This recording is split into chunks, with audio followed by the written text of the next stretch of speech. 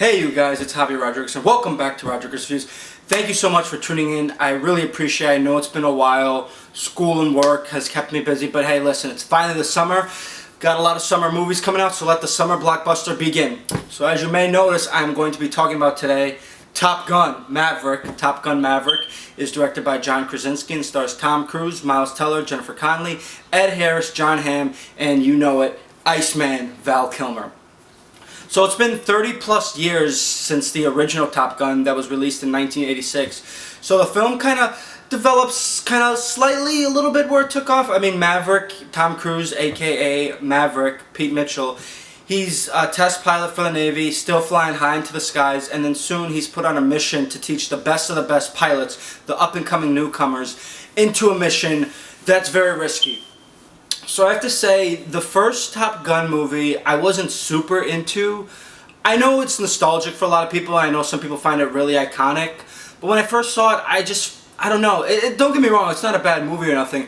But I just feel like the first Top Gun just didn't have too much of a story to it. I felt like it was more just about a bunch of young pilots kind of just hanging around, flying the planes, and a little bit of a romance too. Not a bad movie, but then not super memorable. I mean, don't get me wrong, it does have its moments, but this one, let me tell you, this one is 10 times better, so much better than the original. Really great.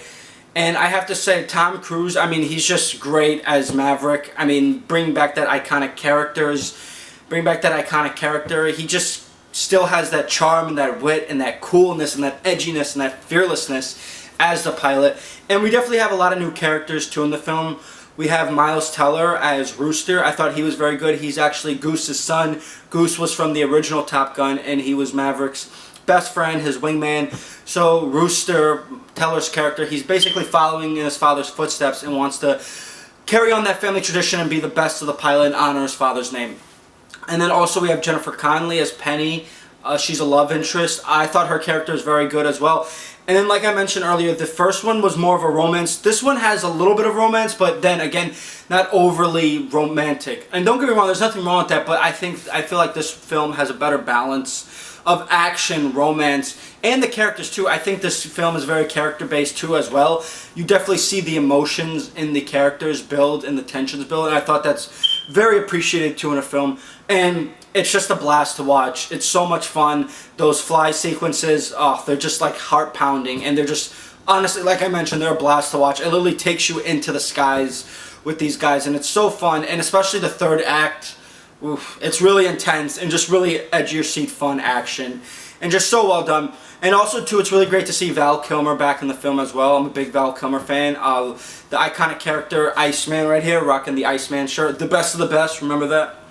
And it's just so good to see him back, even though his role is limited, but it's still good. I'm really glad to see him back, and I'm glad that he's still acting. You got to give the guy a lot of credit. He's going through a lot, but he's still there. He's still at the top of his game doing his acting, and it was really great to see him again reprise that iconic role as Iceman. And it's a fun film too. I mean, it does have a little bit of nostalgia vibes, 80s vibes, but still in a modern setting, which I appreciate too.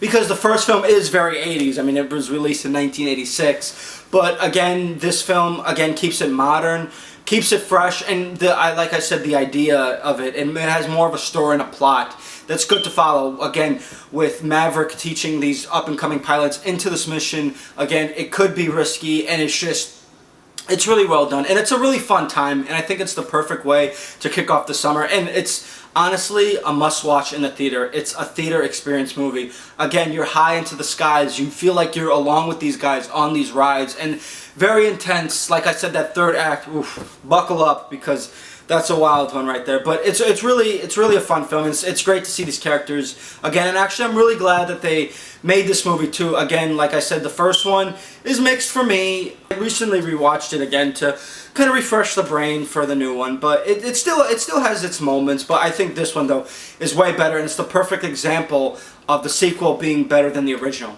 And that's something that we rarely see, especially these days with film. So I'm going to go ahead and give Top Gun Maverick an A-. I highly recommend checking it out in theaters, and it's the perfect way to start the summer blockbuster. Alright guys, thanks for tuning in. I'll have some more reviews for you guys soon. Don't forget to like and subscribe. Take care.